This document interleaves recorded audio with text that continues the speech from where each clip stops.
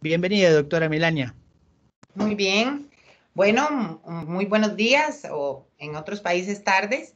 Es un gusto estar aquí, agradecerle a Avisor y a IPEC por la invitación a este seminario.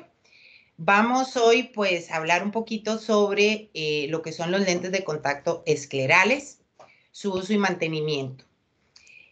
Bueno, primeramente vamos a hablar sobre un poco de historia, rápido. El lente de contacto escleral no es una lente de contacto moderna.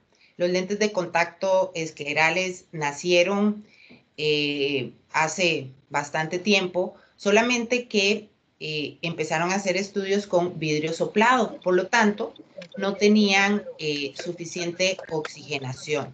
Fue hasta en el siglo XIX que Müller y Fick empezaron a hacer estudios sobre los lentes esclerales con un DK un poquito más alto, pero no lo suficiente. Es amigo, buenos días. Con este, si quiere. Sí. Creo que... Ah, sí, que ocupa un centímetro más. Eso es. Gracias. Buen día. Por favor, les pedimos que pongan en silencio los micrófonos. Gracias.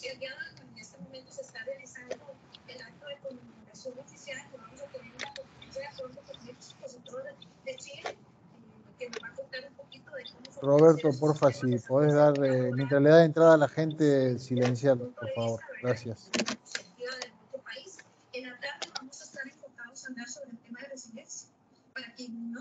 Bueno, entonces continuamos. Como les decía, el lente ya empezó sus investigaciones con un DK un poquito más alto a partir del siglo XIX. Ya en los años 80 se empezó con unos DKs altos y hace aproximadamente 10 años fue cuando ya se empezó con los lentes de contacto esclerales y los DKs fueron aumentando constantemente.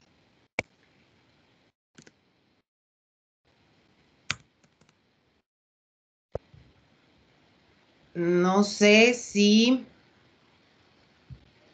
Aquí, perfecto. Muy bien. En cuanto al renacimiento de los lentes de contacto esclerales, bueno, fue el doctor Donald F. Ezequiel en el 2007, en donde ya empezó a dar investigaciones con DKs altos en los lentes de contacto. Y de ahí en adelante, pues las casas comerciales y demás empezaron a hacer investigaciones, oftalmólogos, optómetras, especialistas en lentes de contacto, llegaron ya en el 2015 al Specialty Lens Symposium, en donde ya se dieron por un hecho lentes esclerales con DKs bastante altos, como ahorita ya los tenemos en el mercado. Vamos a decir que los lentes de contacto esclerales son lentes de contacto rígidos. A diferencia del rígido corneal, es un lente de contacto escleral con un diámetro muchísimo más grande, un diámetro que supera el limbo esclerocorneal. El material es igual a un rígido gas permeable corneal, la diferencia es el tamaño.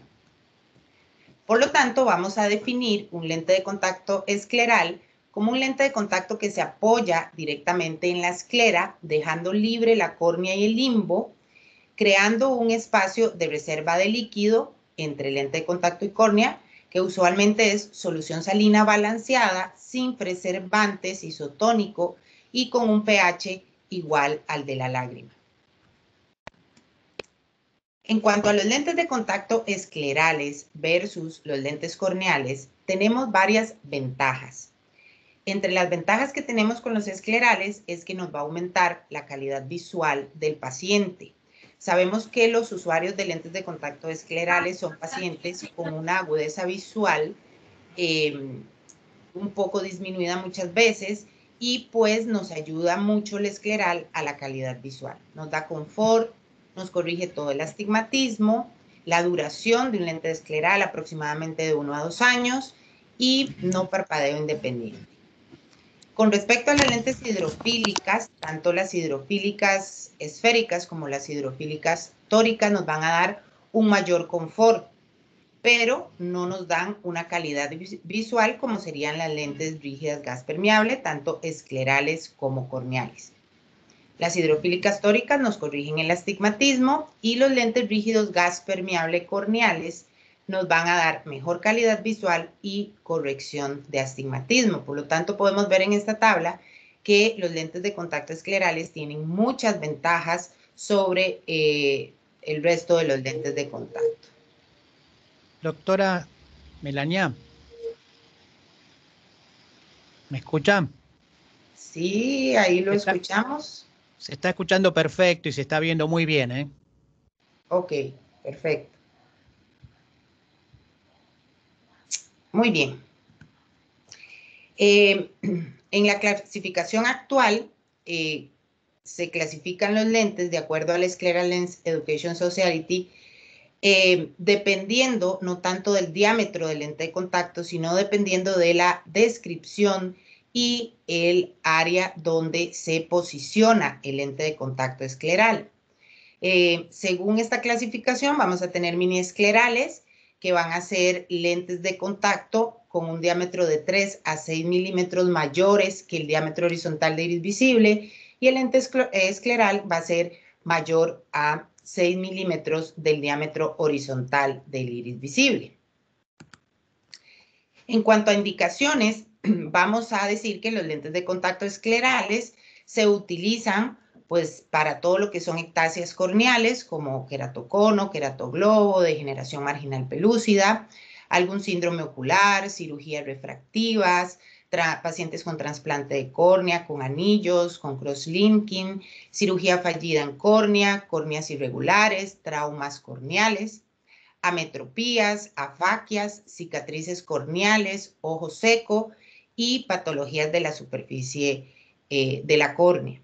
Aquí vamos a hablar un poquito porque el lente de contacto escleral se usa para mejorar la calidad visual en la mayoría de los casos, pero no solamente es esa la indicación. Cuando nosotros colocamos un lente de contacto escleral, la visión del paciente mejora y pues el paciente contento de agudezas visuales muy bajas a llegar a una agudeza visual que le permita hacer sus actividades diarias, que le permita tener una vida normal. Pero también podemos tener algún tipo de indicación, como por ejemplo son los hidrops corneales, que es cuando hay queratoconos, adelgazamiento de las córneas, entonces hay entrada de líquido al epitelio y forma cicatrices. Se ha visto muchas veces que utilizando un lente de contacto escleral, la cicatriz se hace un poco más tenue, no se elimina, se hace un poco más tenue, por lo tanto nos ayuda más a una mejor agudeza visual en el paciente. También se utiliza para lo que es el ojo seco, como el síndrome de Sjögren, Steven-Johnson, queratitis neotrófica.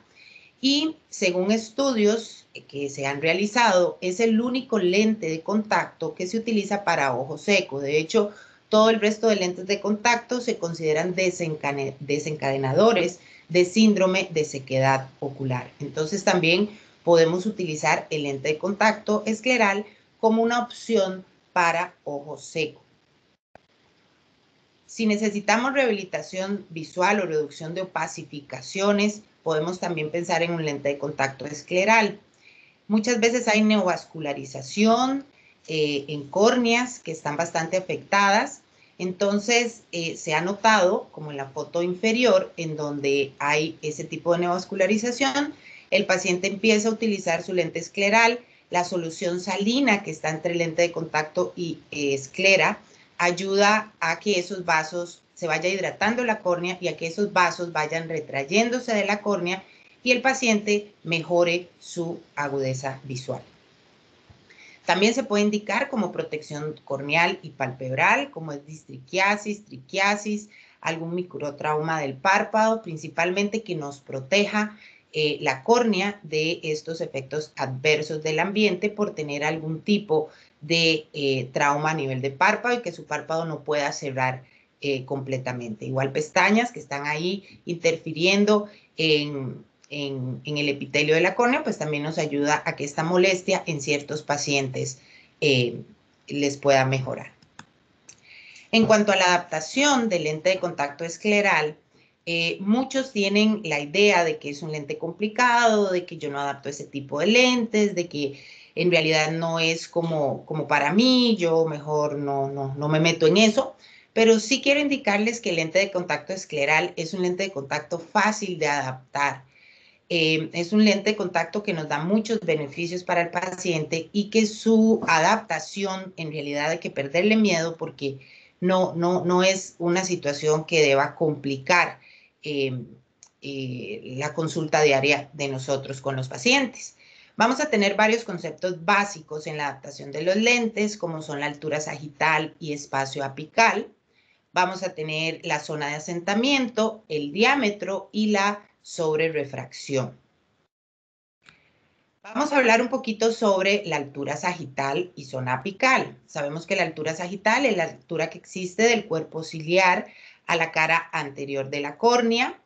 Y esta altura sagital va a depender mucho de el ojo del paciente. Si, por ejemplo, un paciente tiene alguna ectasia corneal, un queratocono, un queratoglobo, su altura sagital va a ser mayor.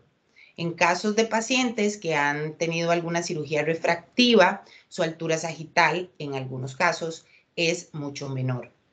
Entonces, es importante, con esta definición, evaluar siempre el espacio lente de contacto y córnea. Este espacio lente de contacto y córnea lo vamos a llamar zona apical. Y vamos a ver cómo funciona. Vamos a evaluar un lente de contacto escleral. La evaluación apical, como podemos ver acá, no sé si por ahí se ve el mouse, Agustín, si me indicas. Sí, se ve la flecha. Perfecto. Ok, perfecto, gracias. Como podemos observar acá, entre lente de contacto y córnea, que sería la parte verde donde la solución salina está con fluoresceína, es el espacio que existe en la entrecórnea. La parte negra va a ser el espesor del lente de contacto. El espesor del lente de contacto debe siempre tener, o en la mayoría de los laboratorios, ese espesor de lente de contacto es de 300 micras. Por lo tanto, nosotros debemos evaluar ese espesor de lente de contacto para poder evaluar el espacio apical del lente. Si ustedes ven acá, el espacio negro, que sería el espesor del lente, y el espacio verde, que sería el espacio lente córnea, es muy parecido. Esto implica que el espacio lente córnea tiene aproximadamente 300 micras, que en teoría eso es lo que deberíamos de dejar, aproximadamente 250, 300 micras, cuando colocamos el lente de contacto por primera vez. ¿Por qué razón? Porque según estudios se ha visto que el lente de contacto a las horas de uso se asienta aproximadamente entre más o menos de 100 a 200 micras. Por lo tanto, si yo tengo 300 micras y el lente se me asienta con el uso 200 micras, siempre voy a tener 100 micras de espacio que me va a permitir que el lente de contacto no toque la córnea, porque ese es el objetivo del lente de contacto escleral, no tocar limbo ni córnea. Entonces, por esa razón, se recomienda tener siempre un espacio apical aproximadamente en 300 micras.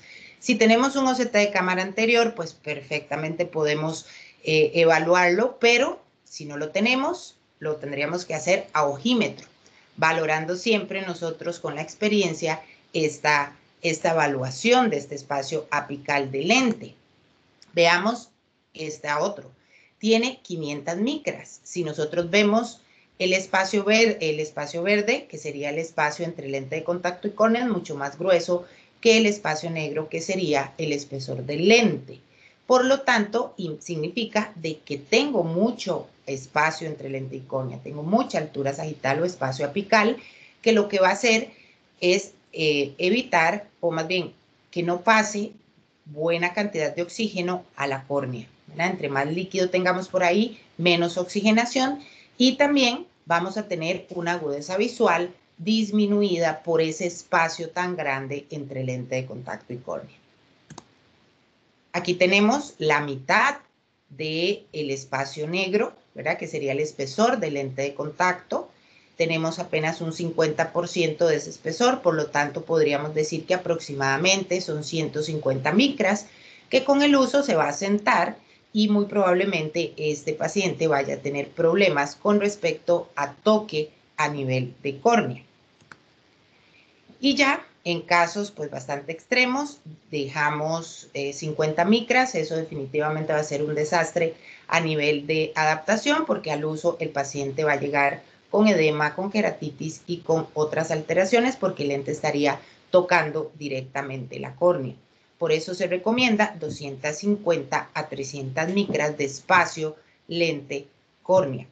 Como les digo, siempre eso es al principio cuando colocamos el lente. Después de más o menos 3 horas a 4 horas, ya podríamos ver el asentamiento del lente de contacto y ver exactamente cuánto espacio efectivo queda en la adaptación. Otra parte importante del lente escleral es la zona de asentamiento. La zona de asentamiento siempre es como la zona en donde el lente se asienta, se posiciona, se coloca, se pega directamente en la esclera. Y esta zona de asentamiento debe ser una zona de asentamiento paralela a la esclera. Si tengo una zona de asentamiento muy tallada, muy ajustada, como lo vemos acá en la foto de la izquierda, pues ahí hay compresión de esa esclera, por lo tanto estoy compresionando ahí vasos que pueden llegar a afectarnos directamente la córnea, ya que no permitimos que estos vasos lleguen al limbo y que tenga el epitelio de la córnea una nutrición normal. Cuando hablamos de curva de asentamiento o curva periférica, vamos a decir que esa zona de asentamiento donde se coloca el lente de contacto nos puede producir una indentación o un blanqueo en la esclera, como lo podemos ver aquí en estas fotos de la izquierda. O podríamos tener en la curva periférica un levantamiento de borde. Y al tener un levantamiento de borde, lo que nos va a producir es una sensación de cuerpo extraño, porque al estar el borde levantado, mi paciente cada vez que parpadea va a sentir el lente. Aparte de eso, vamos a tener ahí espacios libres en donde pueden entrar depósitos y esto puede llegar a tener complicaciones en visión porque el lente se ensucia. Ya más adelante vamos a ver estas complicaciones.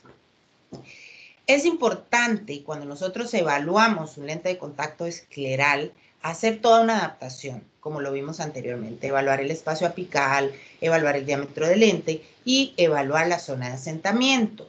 Pero un 50% de la adaptación de los lentes de contacto esclerales es el paciente, es el método que nosotros podamos indicarle a este paciente. Es importante dentro de nuestra adaptación sacar tiempo para poder explicarle al paciente el uso del lente, cómo se pone, cómo se quita, qué indicaciones específicas debe de llevar, qué tipo de solución salina debe de tener. O sea, es un complemento no solo de la adaptación física que nosotros hacemos, sino también de cómo el paciente manipula específicamente estos lentes. Si con estas dos cosas lo manejamos bien, tanto la adaptación como nuestro protocolo de mantenimiento y limpieza en los pacientes, nuestra adaptación será a un 100%. Es importante indicarle al paciente escleral pues, que se necesita utilizar sus ventosas respectivas o algún dispositivo adecuado que le permita poner y quitar el lente de contacto. Si ustedes ven acá, generalmente, bueno, nosotros acá en Costa Rica utilizamos las dos primeras fotos, que serían como las ventosas para poner y quitar, la ventosa grande es para ponerlo y la ventosa delgadita es para quitarlo.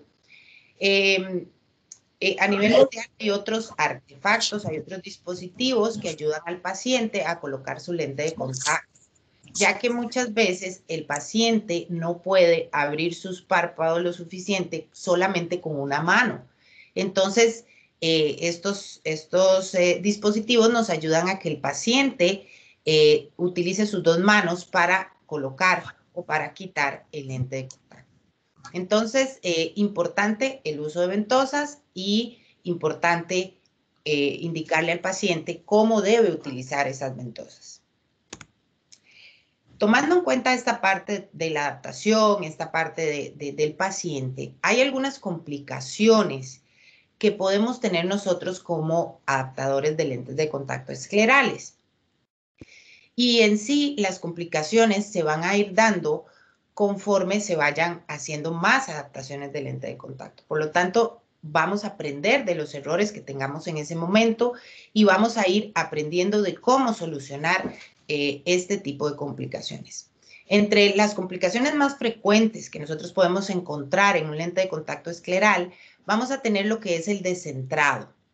Cuando un lente de contacto, como en esta foto, se ve descentrado, superior, vamos a tener disconfort, el paciente no se va a sentir cómodo, vamos a tener tensión en la parte limbal superior y vamos a tener pérdida de agudeza visual. En este caso, la solución sería adaptar un lente de contacto tórica o por medio de cuadrantes para que el lente se asiente mejor en la esclera y tenga un mejor centrado. Otra de las complicaciones es la compresión conjuntival o la compresión de la esclera. Estas complicaciones nos van a producir disconfort, nos va a producir edema, ya que no deja pasar los vasos sanguíneos hacia el limbo, por lo tanto no se alimenta el epitelio de la córnea. Nos puede dar una tinción corneal y conjuntival y podríamos tener una pérdida de agudeza visual en los pacientes. También podemos tener en este mismo bloque, podríamos tener también lo que es el blanqueamiento específico de la esclera. Entonces, ustedes pueden ver acá en esta foto cómo la esclera se ve blanquecina. Ahí hay indentación, está blanca la esclera y vemos en este OCT cómo está metido el borde, digámoslo así, del lente de contacto en la esclera. En este caso, es importante valorar un lente de contacto, como lo dijimos anteriormente, de un diseño tórico de la cara, un diseño tórico de ápticas tóricas para que podamos tener mejor alineamiento a la esclera del paciente. Bueno, esta es una de las complicaciones que muchas veces nos ponen ahí a correr un poco con los pacientes y es lo que es el fogging. El fogging son depósitos de lípidos y proteínas debajo del lente. Esto nos va a producir disconfort porque hay depósitos entre líquido de lente y córnea, pérdida de agudeza visual. Ya la solución salina se enturbia, se pone de un color ya no transparente y el paciente no logra ver bien. Y menor tiempo de porte del lente de contacto en el paciente. Entonces el paciente se lo pone en la mañana y ya después de 3 o 4 horas ya el lente, ya la solución ya tiene depósitos, tiene lípidos, entonces el paciente tiene que quitar el lente. Muy probablemente hay pacientes que a las 2 horas, a la hora ya se ensucia ese líquido, por lo tanto es molesto específicamente para el paciente. En cuanto a esta situación, vamos a indicar que el fogging se puede presentar porque hay residuos mucosos, lípidos o un depósito lechoso, muchas veces porque el paciente tiene algún tipo de enfermedad atópica de la superficie ocular. Entonces, eso es importante valorarlo porque necesitamos primero dar tratamiento a esa enfermedad para evitar que esos depósitos caigan en la solución salina, caigan en el líquido, en la bóveda que tiene líquido para que el paciente no tenga ese problema. Muchas veces pacientes que usan lentes esclerales son pacientes que tienen conjuntivitis papilares gigantes, ya que son pacientes alérgicos, por eso su cono, sus ectasias corneales. Entonces, al rascarse sus ojos, al tener esta complicación, depósitos de las papilas del párpado caen directamente sobre el lente, entran al líquido y ahí se acumulan. También otro punto de por qué se puede presentar es principalmente porque se ha estudiado en los últimos años que la esclera, la mayoría de las escleras de los pacientes es tórica. Entonces, si nosotros colocamos un lente de contacto esférico en una esclera que es tórica, va a haber algún tipo de levantamiento en la zona donde se asienta el lente y por ahí pueden entrar depósitos. También es importante saber que las soluciones que no son compatibles con la superficie ocular o sensibilidad a los conservantes pueden causar residuos mucosos que se van a depositar en ese espacio, en esa bóveda, y nos va a producir lo que es el fogging. Por eso es bien importante utilizar solución salina sin preservantes para que no haya esa sensibilidad que muchos pacientes tienen y también para que nos ayude a mantener esa bóveda 100% transparente líquido y que mi paciente vaya a ver bien. Como les decía, es importante en el fogging utilizar o comprobar que el paciente se está insertando su lente de contacto con solución salina sin preservantes. En todo caso, valorar la opción de un lente de contacto tórico o por cuadrantes. Y muchas veces, si dejamos mucha altura sagital, se llena de depósitos ese líquido de lípidos y aquí lo recomendable sería disminuir un poco la altura sagital del lente. Otro de las situaciones que podemos tener en cuanto a los lentes de contacto esclerales es el prolapso conjuntival.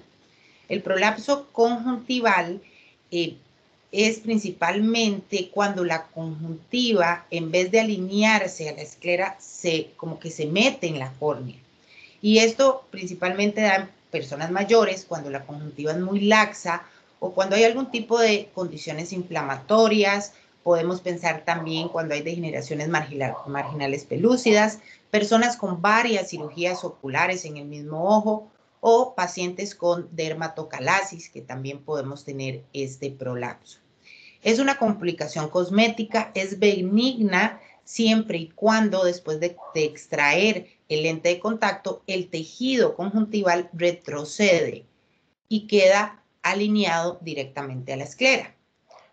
Cuando ya hay algún tipo de alteración, entonces ya ahí sí debemos preocuparnos cuando hay cicatrices o neovascularización, porque significa que el tejido no se retrocedió, sino que más bien se adhirió directamente a la córnea y ahí ya sí es una complicación oftalmológica.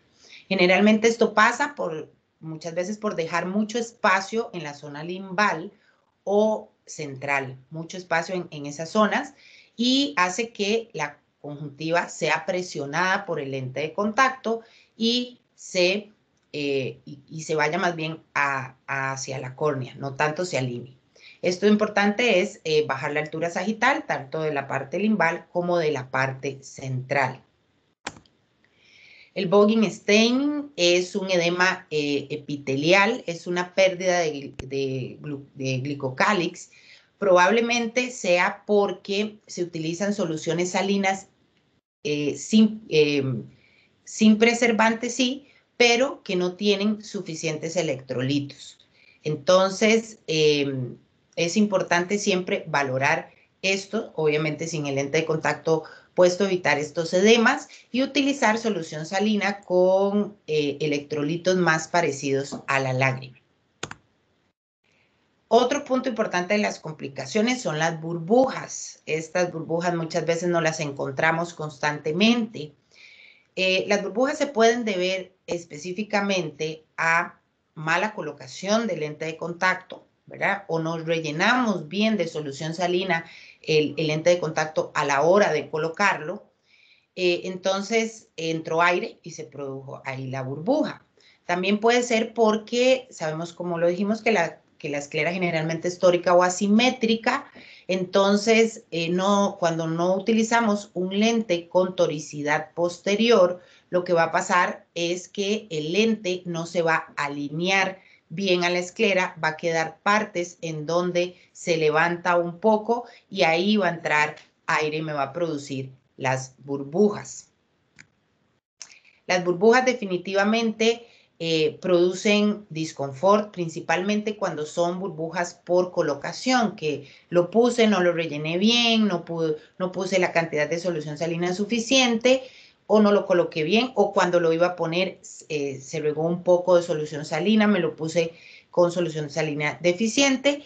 Entonces sí dan un disconfort bastante, pues bastante incómodo, digámoslo así, ¿ok? Entonces aquí es importante quitar y poner el lente de contacto hasta que las burbujas ya no vayan a afectarnos. Y el disconfort no solo es de las burbujas, sino también porque podemos tener un excesivo levantamiento de borde, como lo vemos acá en estas fotos inferiores, y por ahí pues van a entrar aire y se forma la burbuja. Entonces ahí es importante ajustar la zona de asentamiento, hacerla tórica o por cuadrantes.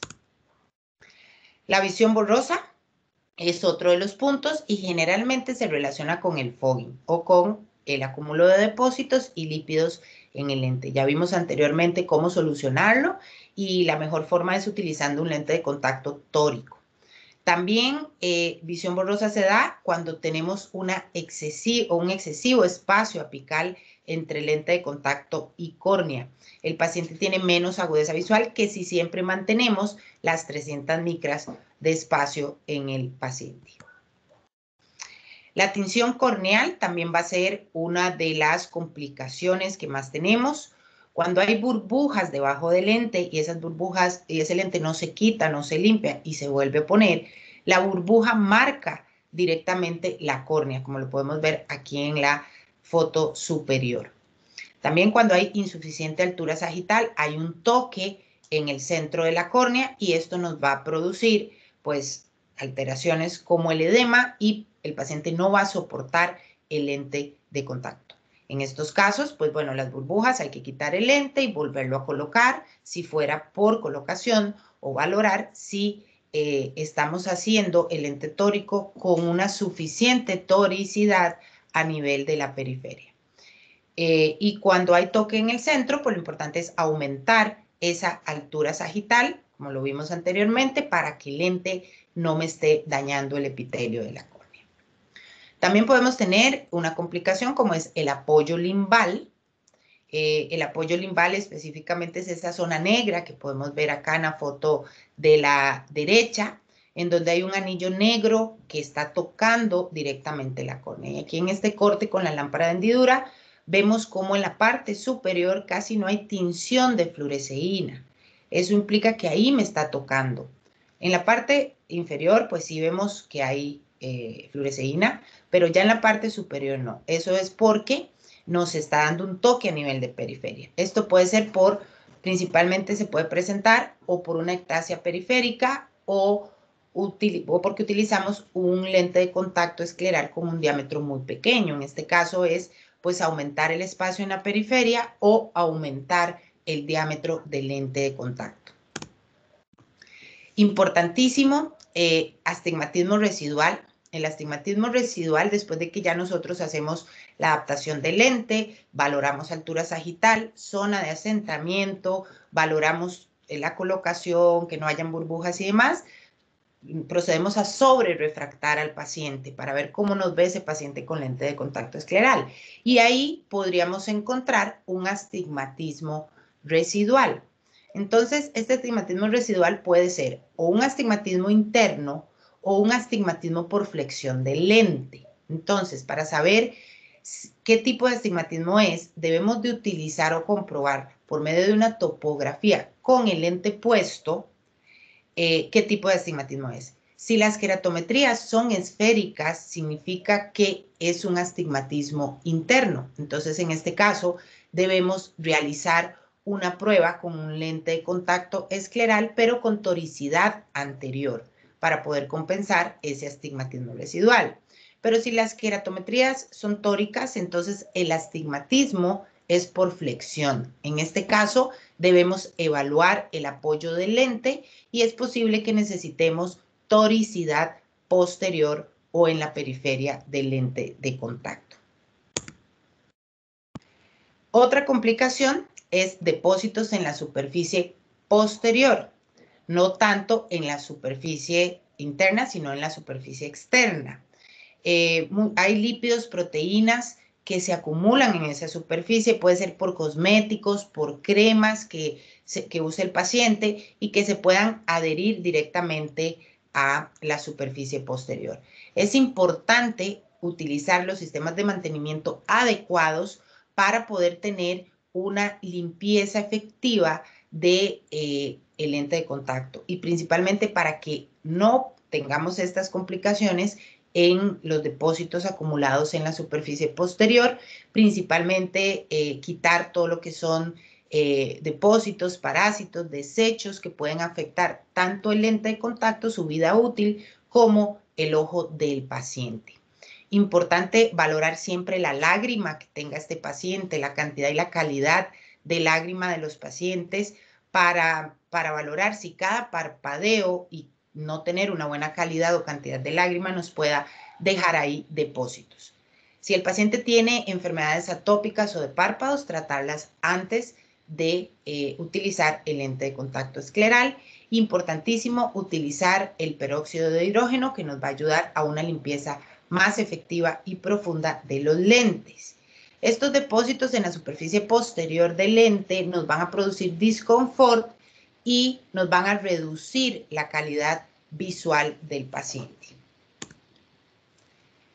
Para ir concluyendo, bueno, es importante las recomendaciones. El lente de contacto necesita una adaptación, necesita que el paciente tenga una buena actitud para poder utilizar este lente de contacto y también la actitud de nosotros como especialistas de la visión para explicarle al paciente el uso, las recomendaciones y contraindicaciones de su lente. Es importante utilizar el sistema de mantenimiento adecuado, incluyendo el peróxido de hidrógeno, es bastante importante.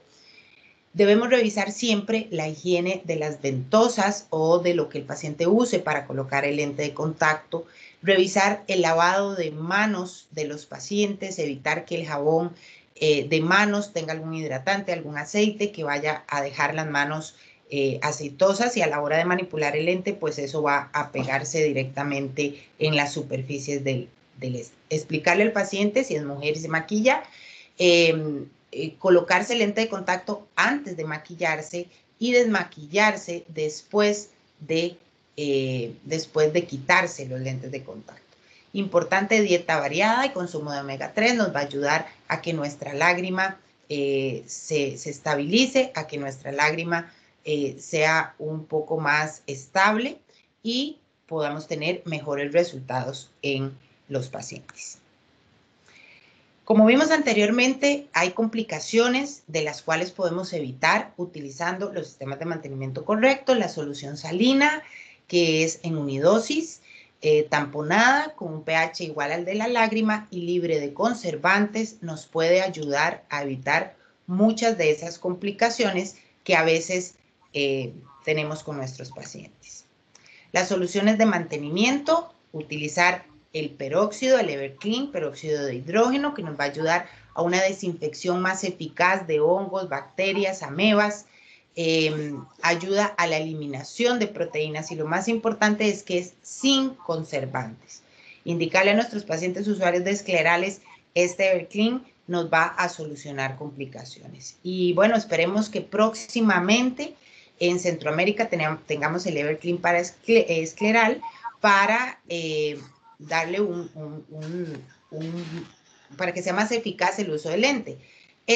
La diferencia pues es que tiene un nuevo portalentes más grande donde entra el lente de contacto escleral y nos va a ayudar mucho a que el paciente se sienta más seguro. Muchos pacientes no ven bien, entonces a la hora de colocarlo en la lavadorcita esta de lentes de contacto que no sea para escleral, a veces cuesta, entonces pueden tener ahí algún accidente con el lente de contacto. Por lo tanto, nos ayuda a colocar cualquier tipo de lente, desde uno pequeñito hasta un escleral, y pues el uso va a ser más práctico, eficaz y seguro.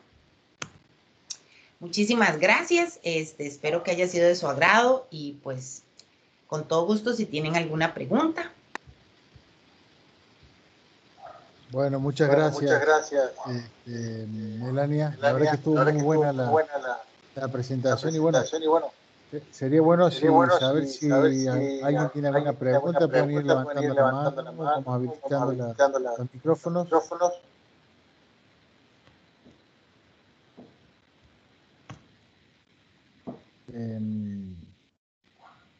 Ahí, por ejemplo, Gabriela, si querés hacer la pregunta.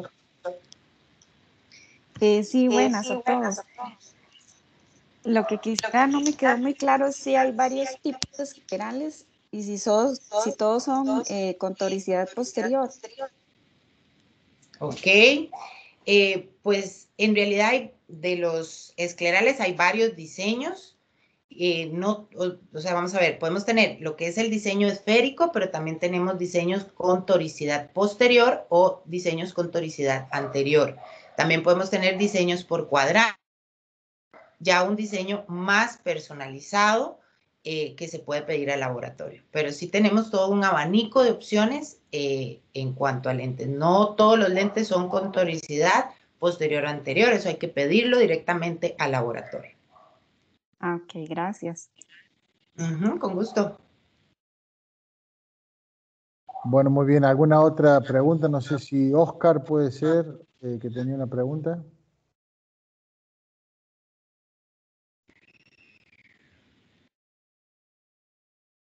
Bueno.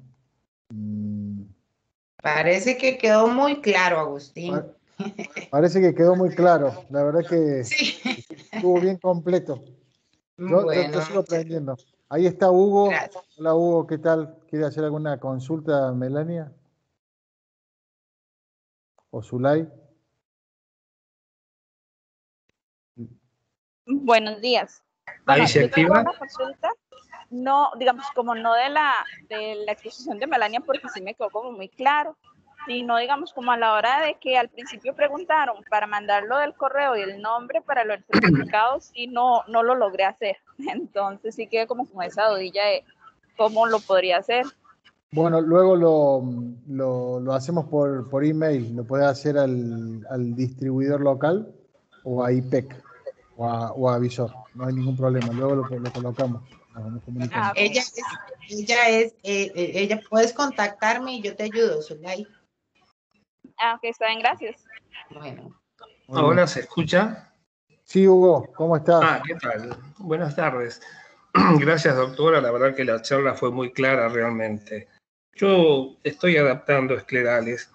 Lo que a veces no se termina de calcular, tanto sea por la suciedad que pueda tener el paciente entre el espacio en lo que pasa, lo que es el clearance, o es la toricidad.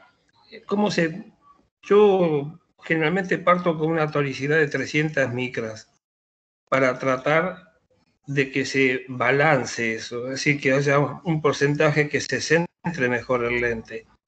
¿Han podido comprobar ustedes si con más de 300 micras o con menos de 300 puede lograr que se centre mejor el lente, no se descentren? Sí, de hecho nosotros, pues acá en Costa Rican Vision Lab, nosotros manejamos una toricidad de 200 micras y pues con 200 micras nos ha funcionado bastante bien, el lente se centra perfecto, nos funciona pues bien, aunque sí va a depender mucho de cuánta toricidad tenga esa esclera en el paciente y que tengamos que poner más de 200 micras de toricidad. Eso, conforme vamos teniendo la práctica, se va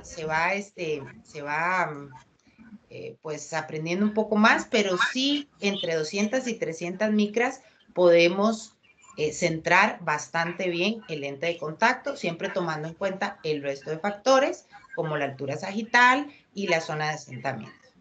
Sí, lógico. Le agradezco lo suyo. Yo lo que he notado es que a veces cuando sobra la toricidad, el lente se desplaza hacia arriba, hacia abajo en el parpadeo. No lo deja centrarse. Entonces ahí sé que tengo que bajar la cantidad de micras de toricidad. La cantidad de micras de toricidad y evaluar el clearance o la altura sagital, porque si tiene muchas micras de toricidad y mucho clearance, el lente puede de alguna manera moverse. Sí. Le agradezco mucho. Muy Bueno, claro. con mucho gusto. Ujú. Bueno, saludos, Hugo.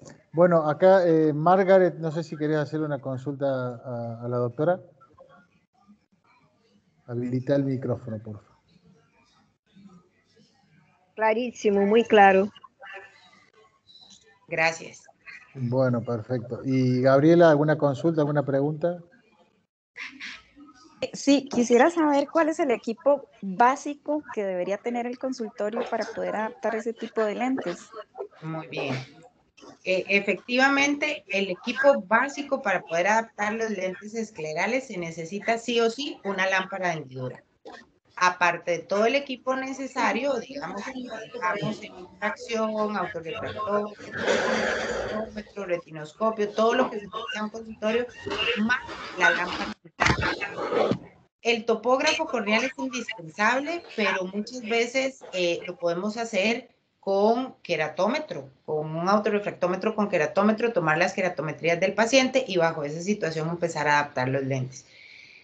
Si pudiéramos lámpara, si pudiéramos topógrafo, perfecto, pero la lámpara definitivamente es lo más importante en adaptación de esclerales. Muy bien, perfecto. Gabriela, no sé si está bien la pregunta o si te quedaba alguna duda. Y si hay alguna No, está otra. súper bien. Perfecto, perfecto, gracias. Bueno, Una no sé si pregunta, a alguien más le queda alguna consulta, adelante. una pregunta. Yo, Roberto Navarro, Agustín. ¿Qué tal, Roberto? Doctora, ¿qué lente usted nos puede dar? ¿Qué marcas o qué tipo de lentes trabaja usted?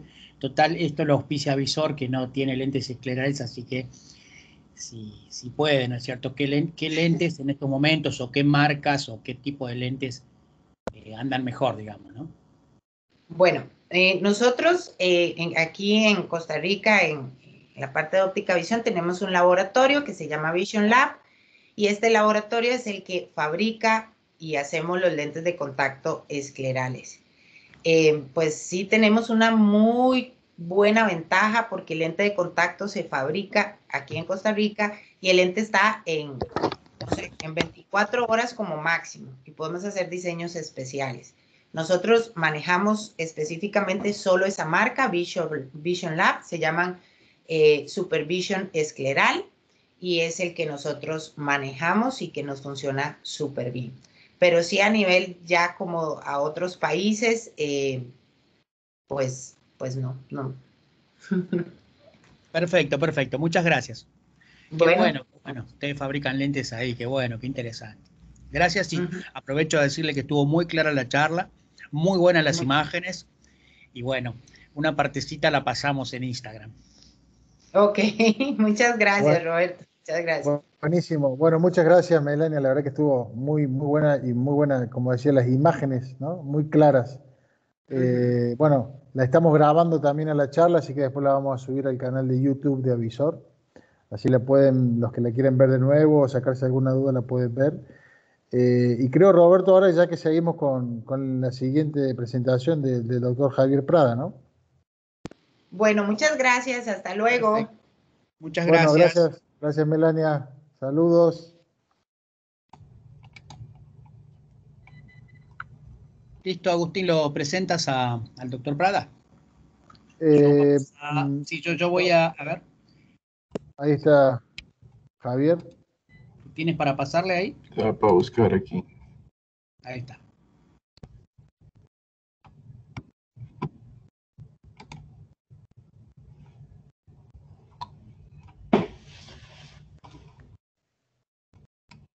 Bueno, Perfecto. aprovechamos a decirles las direcciones de correo electrónico para que pidan los certificados.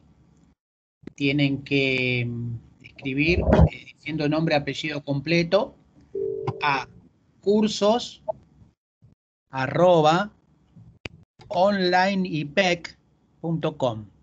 Si buscan el correo allí donde ustedes vieron la publicidad, seguramente en Instagram o en Facebook, está el correo ahí. Ustedes pueden pedirlo ahí también. Si no, también pueden dirigirse a Agustín Garelo, que es agarelo, Garelio con doble L, @avisor.es. Y si no, al distribuidor local, Diopsa, que en este momento no tengo el correo de Diopsa acá, pero los que están en Centroamérica ya conocen Diopsa, así que le pueden pedir a ellos. Nos va a demorar un poquito porque, bueno, tenemos trabajo atrasado y justo el diseñador es una interna, no está de vacaciones, justo se reintegra mañana, así que nos va a llevar unos días.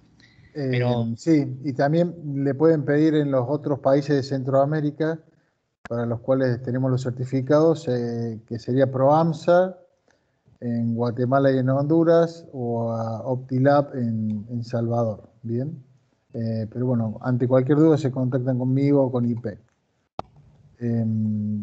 Bueno, creo que Javier ya está preparando la presentación. Si querés, Roberto, lo presentamos a Javier, ¿lo presentas tú? perfecto, no, preséntalo y que yo como hicimos recién, tú lo presentas, que es tu compañero, digamos, y yo te leo el currículum. Bueno, perfecto. Bueno, hola Javier, ¿cómo estás? Estás por ahí, ¿no es cierto? Hola, ¿cómo les va? Muy buenos días a todos, tardes en algunas partes del continente. Muchas gracias, Agustín y a Roberto, por invitarnos y por darnos esta oportunidad de presentar lo que hacemos aquí en nuestro país desde hace unos años con lentes de contacto, y en este caso que vamos a hablarle del tema de control de miopía, que es mi pasión y mi hobby de los últimos 10 años. Así es. Bueno, muchas gracias por estar, Javier. La verdad que para nosotros es un honor que estés aquí junto a Melania, y un gusto que haya tanta gente conectada y que se siga conectando al seminario de Avisor en Centroamérica. Javier, bueno, como él lo dijo, va a hablar de control de miopía, que es un tema muy interesante y que está en lo último del habla en la contactología.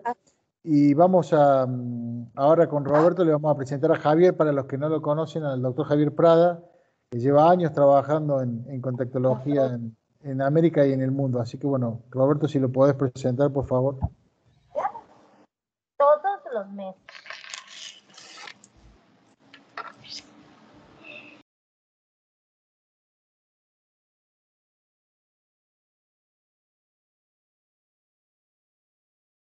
Hola, Roberto. Sí, aquí estoy, perdón. Desactivamos los audios. Perfecto. A todos. Vamos a presentar al doctor Javier Prada, optometrista graduado de la Universidad de Costa Rica en 1982, con fellow en lentes de contacto en Florida en 1983 e Inglaterra en 1985. Director de Grupo Visión, cadenas de ópticas en Costa Rica y Nicaragua, director de Vision Lab, laboratorio de lentes de contacto digital especializado, el que nos mencionaba recién la doctora Melania, vicepresidente de ALOCM, Academia Latinoamericana de Ortoca y Control de Miopía, miembro del board de la Academia Internacional de Ortoca y Control de la Miopía, IAOMC. 40 años de experiencia en retail y fabricación de óptica y lentes de contacto. Adelante, doctor Javier Prada López, de Costa Rica. Tiene que habilitar el audio. Ya estoy con el audio. Vamos a ver, ¿tienen la pantalla? Sí, lo vemos. Tendría que ampliarla. Ahí en la copita de abajo, ampliarla, está perfecto. Ahora, ¿cómo la ven? Ahí está. Ahí vamos a esperar. ¿Se ve completo, no? Todavía no. Aún no, Javier. Es que, vamos a ver. Vemos que que usted toca con el mouse ahí en la copita, vemos. No sé, pero vamos a ver qué estoy haciendo aquí o qué puedo hacer. Hay más de 110 personas.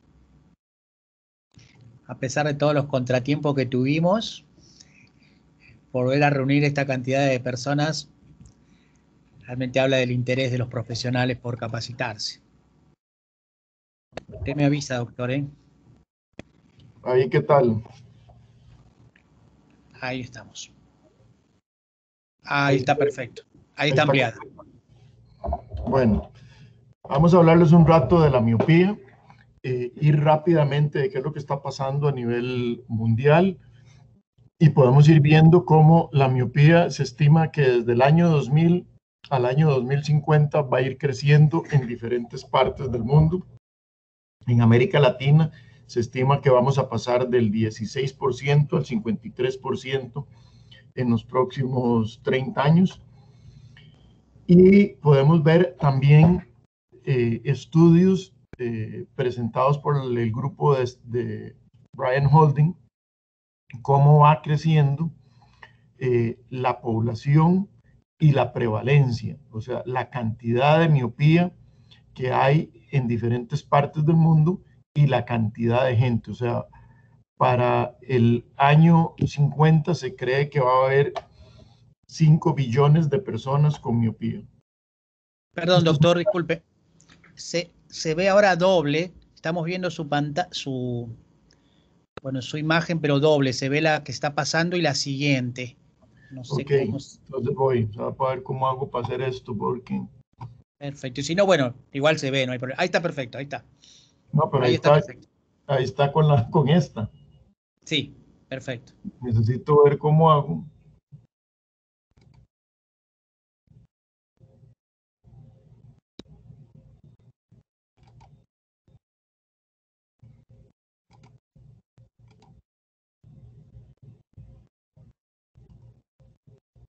No,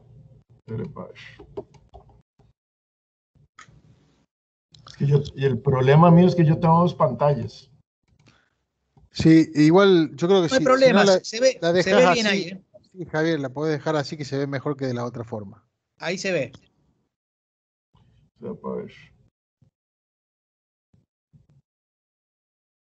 No, como estaba antes.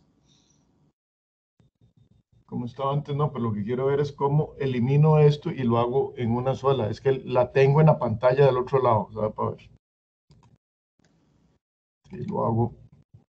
Si lo hago de esta manera.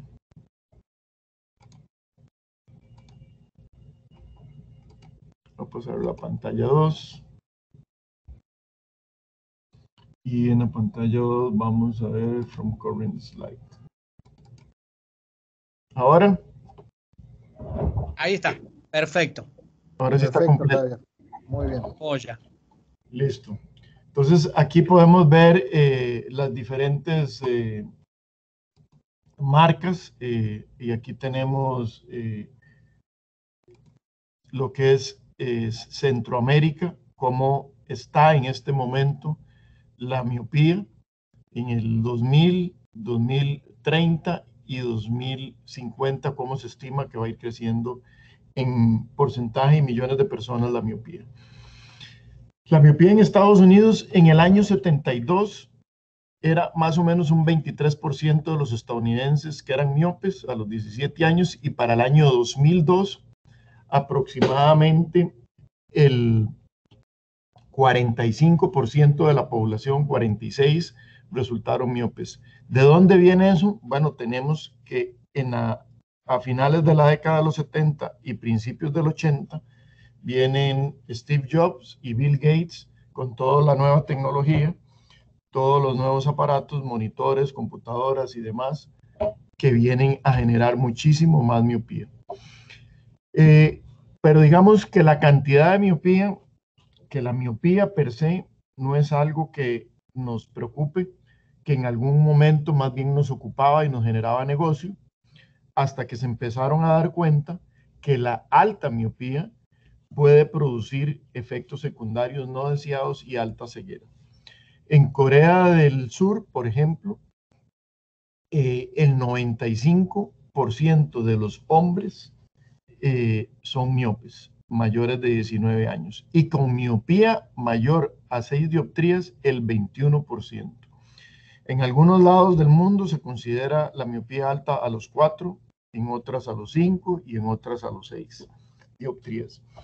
Y es lo que tenemos que evitar a toda costa, de que la miopía en algún momento nos sobrepase las 5 dioptrías. Aquí en Costa Rica se hizo un estudio hace unos años donde podemos ver la cantidad de miopes según la edad y podemos ver que más o menos un 19% de la población tiene algún defecto visual en las zonas rurales, porque la miopía en las zonas urbanas es diferente. Y podemos ver más o menos que la miopía es un 6% en las zonas rurales de nuestro país. El astigmatismo un 9% porque es gente muy alérgica y un 4% de hipermetropía. Ese fue un estudio que hicimos hace unos 3, 4 años. ¿Qué factores son importantes para evitar o que inciden en el crecimiento del globo ocular? Bueno, la genética, la luz, la convergencia, acomodación, retina periférica, nutrición, medio ambiente, actividades y hormonal. Todos esos factores de alguna manera inciden en el crecimiento del globo ocular y deberíamos de estar atentos en cómo manejar esto y controlarlo para evitar que el globo siga desarrollándose. En China, como podemos observar, en algunas escuelas han puesto barras a los pupitres de los niños para ayudarlos u obligarlos a mantener una distancia de su visión cercana y que los niños no tiendan a acercarse, porque ahí no solo entra la acomodación, sino la convergencia, que ya veremos. Como podemos ver en esta tabla o en esta gráfica de Donovan y su grupo, podemos ver que los niños asiáticos crecen con mayor velocidad la miopía que los niños, digamos, europeos. Hoy día la mayoría de las escuelas en Asia se están cambiando y les están metiendo importante cantidad de luz natural, porque se ha comprobado que la luz azul natural y sana, porque hay una luz tóxica y una sana, que es un tema de discusión también ahora, es importantísima para la generación de una serie de químicos que evitan el desarrollo y crecimiento del globo ocular, además de que producen bienestar en el ser. En este estudio que se hizo en China, se agarró a 2 grupos de niños miopes durante un año y a un grupo se le permitió, ¿cómo se llama?, salir al recreo, fuera de las aulas, jugar en el jardín y regresar. El resto del otro grupo tenían aulas de edificio encerradas y no podían salir a luz natural.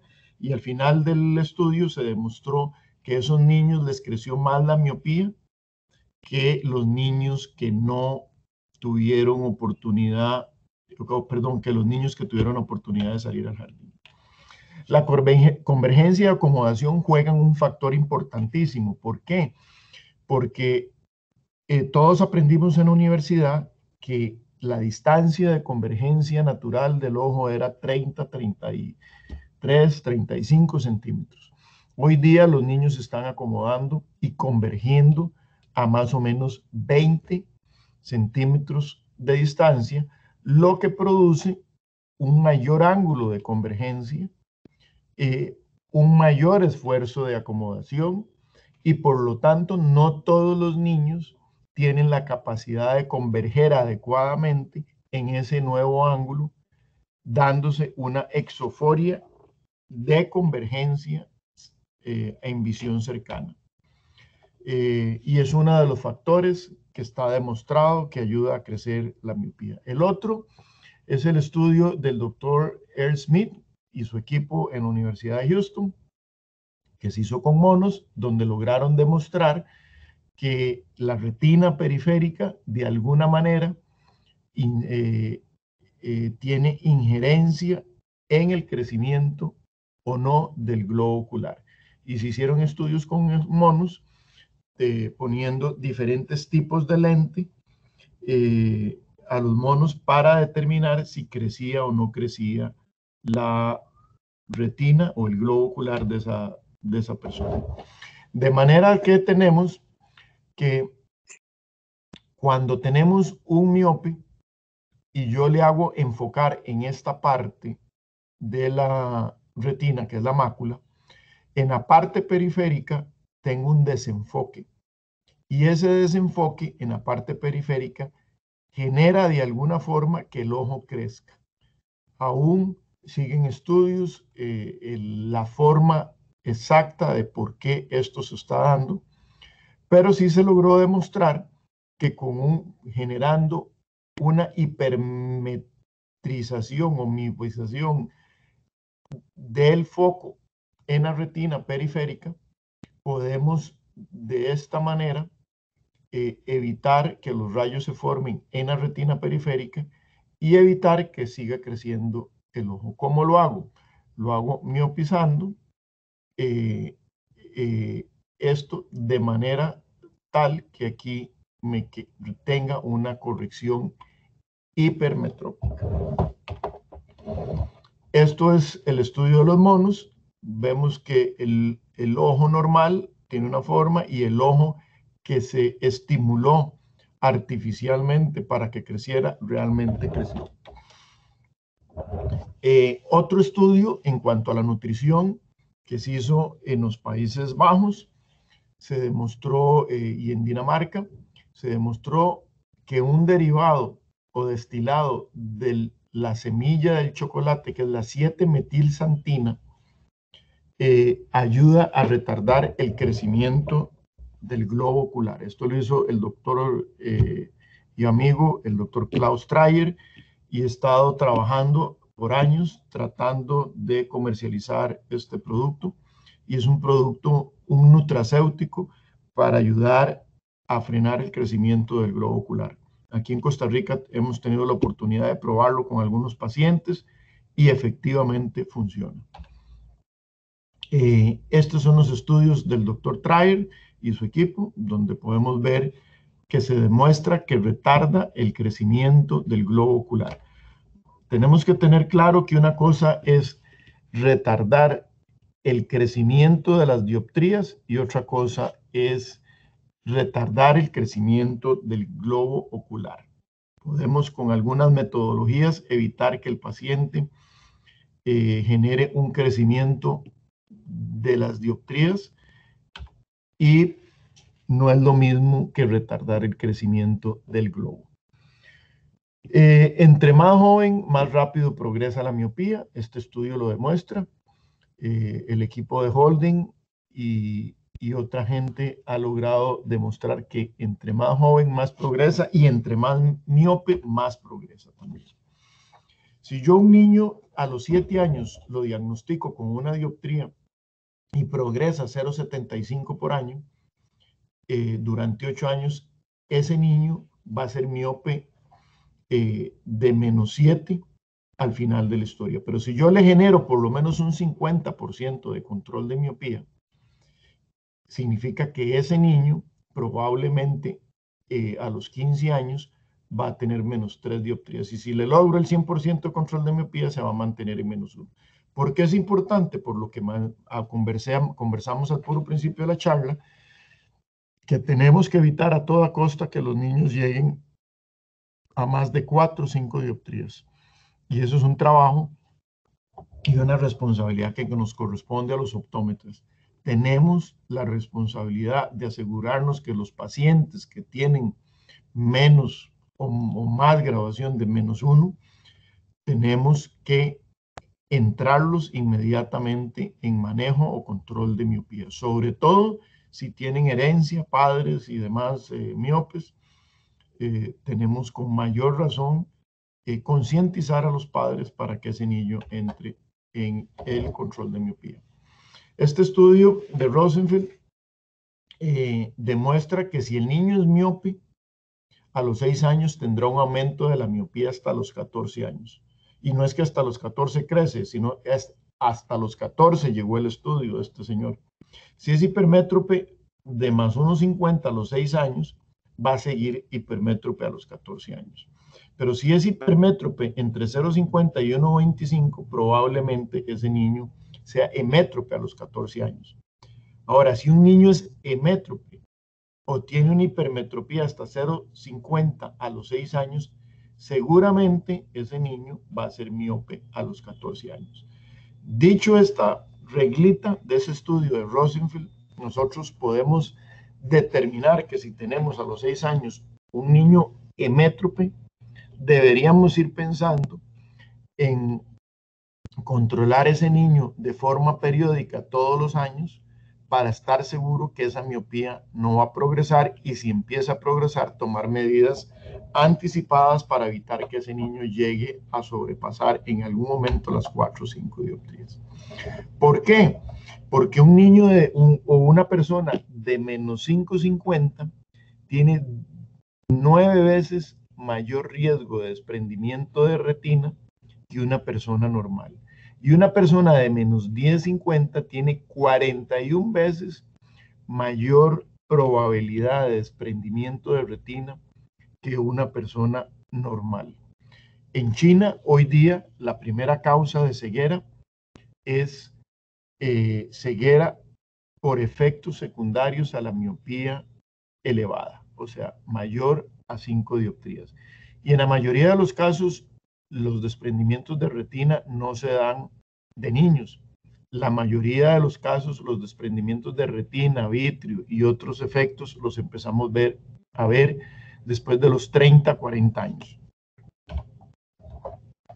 El manejo de la miopía con los niños hay que hacer mucho hincapié, mucho énfasis, hay que reeducar a todos los educadores en las escuelas, a los padres, a la gente, al público en general, de que es importantísimo la actividad con luz natural y al aire libre, y que deberían por lo menos 1 hora al día estar al aire libre. Un estudio de la Academia Americana en el año 2015 demostró que el 12% de la población usaba lente de contacto gas permeable para el control de la miopía, un 26% anteojos bifocales o multifocales para el control de la miopía, un 32% bifocales suaves para el control y un 29% de ortoqueratología. Y me voy a referir a los diferentes tratamientos.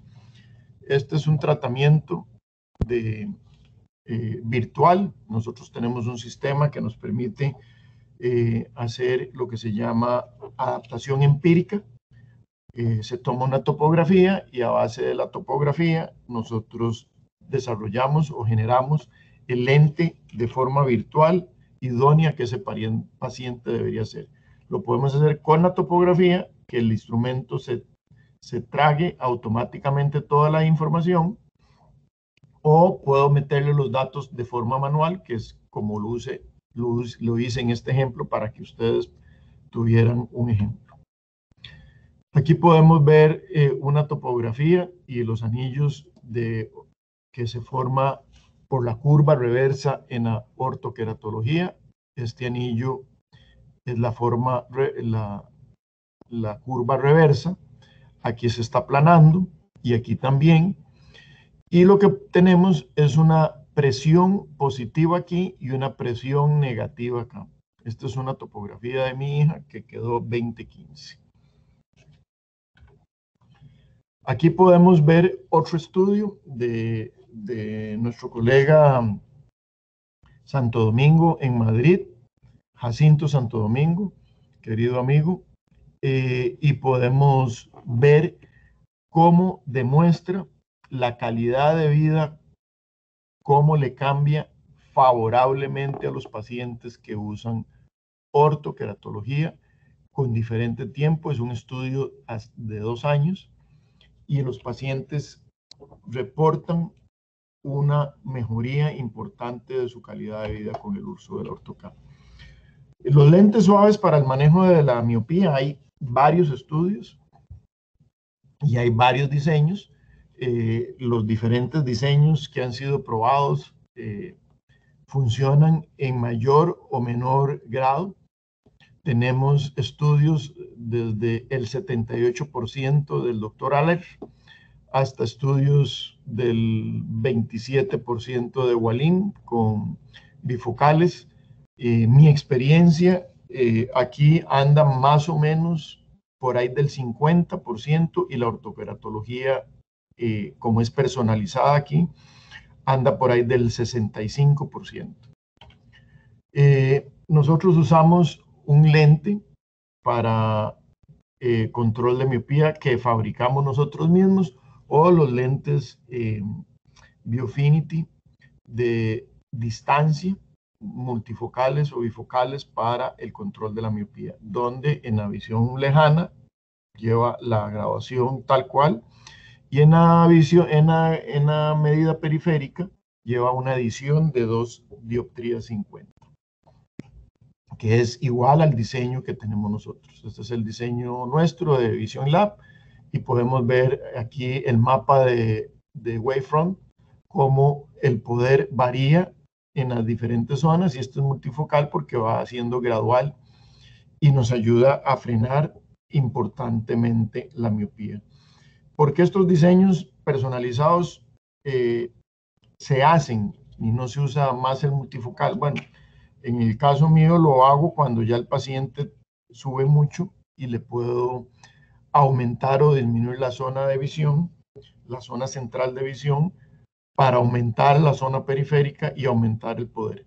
Y normalmente arranco con 2 dioptrías .50. Aquí podemos ver una imagen de una paciente que tengo con MiSight, y podemos observar los 2 anillos que tiene el MiSight. Esto es una topografía con el lente de contacto puesto, y es un lente sumamente efectivo. Realmente he tenido un excelente resultado de más de un 60% de estabilidad en la miopía en los últimos 3 años que tengo ya de tener esta paciente.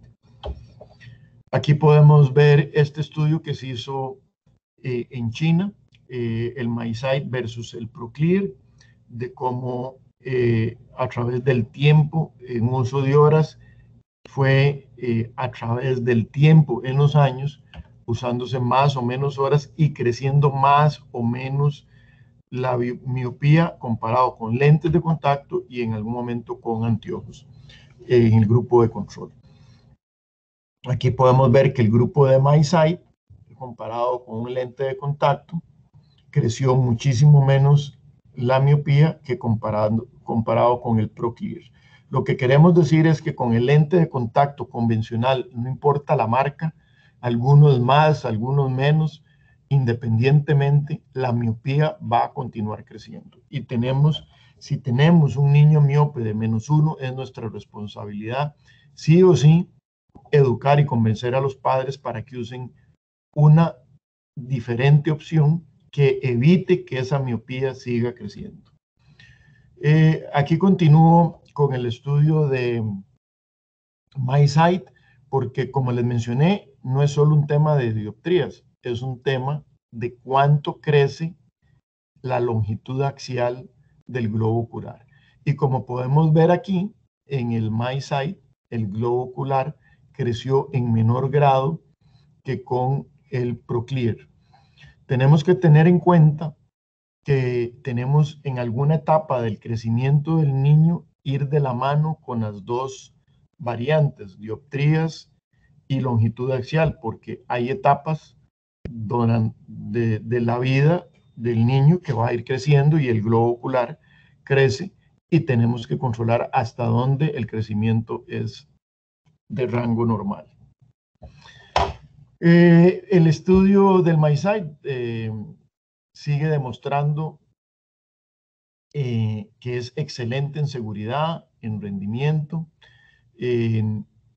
Se midió la progresión de la miopía, como les mencioné, en poder y también el aumento en longitud axial, y sigue siendo estudiado. Los estudios continúan con varios grupos y ya se llevan más de 5 años de estos estudios con MiSight.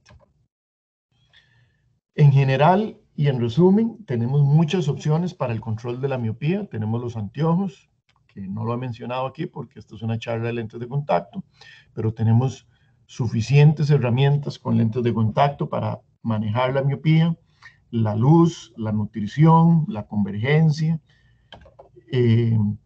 Y para terminar, demostrar cuáles son los más efectivos al final de la historia. Y como podemos ver aquí, dentro de los más efectivos es la atropina en el control del poder.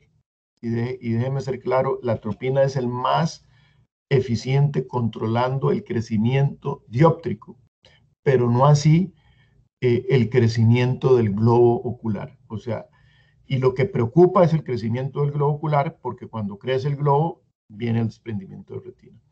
El otro es la orto-K y los multifocales para lentes de contacto. Esos son los tratamientos importantes. Como estamos hablando de lentes de contacto, vamos a hablar de cómo cuidar los lentes de contacto y qué tratamientos deben de tener los pacientes para que estos pacientes no renuncien al tratamiento. Porque está claro en diferentes estudios que cuando nosotros no le damos un buen seguimiento a los pacientes empiezan con alergias, infecciones y algunos otros problemas que terminan desistiendo del uso de lente de contacto. Mi producto preferido es el peróxido de hidrógeno. ¿Y por qué? Porque es un producto que si lo uso adecuadamente es hipoalergénico. En épocas de coronavirus mata los virus y está muy de moda el tema de virus. Me lo limpia muy bien, me le evita y le limpia que se le formen las proteínas y algunos depósitos de calcio. Y además he tenido, sobre todo en orto-K y en algunos casos de lentes blandos, puntilleos en el epitelio y en la córnea debido a reacciones alérgicas a otras soluciones de lentes de contacto. ¿Qué ventajas tiene? Bueno, para mí, que yo en lo personal uso el Everclean, el de Avisor, es un producto muy simple de usar, muy seguro, con una pastilla. Además cambia de color y como podemos ver con nosotros, no tenemos una serie de ventajas que sí tiene este y los otros no lo traen. Para mí es el producto predilecto y no es porque aquí esté Agustín, ni mucho menos. Por años lo busqué hasta que lo encontré y es lo que tengo. El Everclean Plus es un producto nuevo que viene, que esperamos tener próximamente en estos países, que además nos genera algunas ventajas de humectación para el paciente. La limpieza de lípidos es importantísima porque, como bien sabemos, todos los pacientes generan grasa. La lágrima se compone de 3 componentes y hay una capa lipídica. Y esa capa lipídica nos afecta mucho y con el Everclean está demostrado que nos ayuda a tener un buen control y manejo de los lípidos. Y cuando eso no es así, pues podemos usar el sistema convencional, que nosotros también lo usamos. He de aclarar que con estos sistemas de peróxido los puedo usar para gas permeable como para blandos. Y por eso es mi producto predilecto, o sea, es para todo, funciona en todos los casos y lo uso en gas permeables, en orto-K, en lentes blandos, en esclerales, en cualquier lente de contacto. Este producto es únicamente para los lentes de orto-K y las lágrimas artificiales, que son hoy día mandatorias para cualquiera de los tratamientos de lentes de contacto, porque también hay estudios que no traje a colación, pero que demuestran que hoy día la mayoría de los pacientes que están frente a un monitor sufren de ojo seco debido a la falta de parpadeo, pierden el instinto de parpadeo y la luminosidad. Muchas gracias y espero que les haya gustado la charla. Vamos a ver cómo hago ahora para desconectar esto. Bueno, Javier, muchas gracias. La verdad que muy interesante y muy completa la charla. Yo sigo aprendiendo en lo que es control de miopía y es impresionante también cómo van surgiendo estudios nuevos, ¿no? O se van complementando los estudios que habíamos visto años atrás, ¿no? Yo le voy pidiendo a los participantes que quieran hacer alguna consulta, puede ir levantando la mano así o habilitando su micrófono también para hacerle la consulta a Javier, o cualquier otro tipo de pregunta que quieran hacerme a mí también, no hay ningún problema. En cuanto a la presentación de Javier, yo quería agregar que, como él muy bien lo dijo, Everclean, uno de los mejores peróxidos del mercado, y Everclean Plus es toda una novedad en Latinoamérica. Estamos iniciando en algunos países el proceso de registro, con lo cual conlleva eso que va a llevar un tiempo que esté disponible, pero ya tenemos en muchos países Everclean y Everclean Scleral, ¿no? El Everclean que viene con el estuche portalente especial para los lentes esclerales, tal como nos comentaba Melania. Bueno, Zulay, no sé si quieres hacer una pregunta, por favor, adelante. Buenos días. Una consulta. Digamos, bueno, usted mencionaba que la atropina lo que controla es el crecimiento dióptrico. Al utilizar otra alternativa como Ortho-K o un lente de contacto suave, ¿esa también va a controlar lo que es el crecimiento del globo ocular o igualmente solamente sería el crecimiento dióptrico? Sí, buena pregunta. Vamos a ver, la atropina es muy eficiente controlando el crecimiento dióptrico, porque lo que hace es atrofia el músculo de cierta manera. Siempre en algún grado ayuda al control del crecimiento del globo ocular. O sea, no quiero dejar la mala imagen de que del todo no sirve para el crecimiento. Sí sirve en algo, deteniendo el crecimiento del globo ocular, pero está demostrado que no es lo eficiente que todos necesitamos. Eso en cuanto a la atropina. En cuanto a los otros estudios que demostré, tanto de el MySight, que esperamos que esté disponible en Costa Rica en el segundo semestre de este año, pero soluciones que ya tenemos a mano, que son los lentes multifocales blandos de visión de distancia, o sea que el centro es distancia y la periferia es la adición. Está demostrado que está por encima del 50% el crecimiento de la miopía, en detener el crecimiento del globo ocular y dióptrico de los pacientes por encima del 50%. O sea, crece ambos. Ahora, vuelvo a lo mismo, hay que tener mucho cuidado en qué etapa se mide eso, porque los niños tienen una etapa donde les crece de forma natural el globo ocular.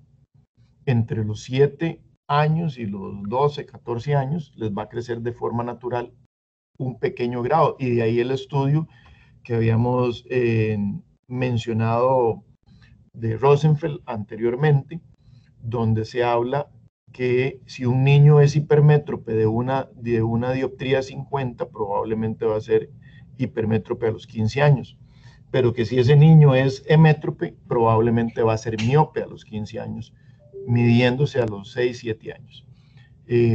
O sea que de forma natural el ojo va a crecer, y estos tratamientos de lentes de contacto blando y Ortho-K están demostrados ser los más eficientes en retardar el crecimiento del globo ocular y el crecimiento de las dioptrías en el ojo.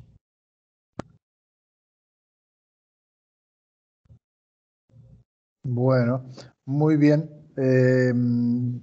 Jolene, si quieres hacer la pregunta, por favor. Una consulta acerca del lente de contacto multifocal con adición 250. ¿Siempre es estándar? ¿Se utiliza la misma adición o puede variar según el nivel de miopía?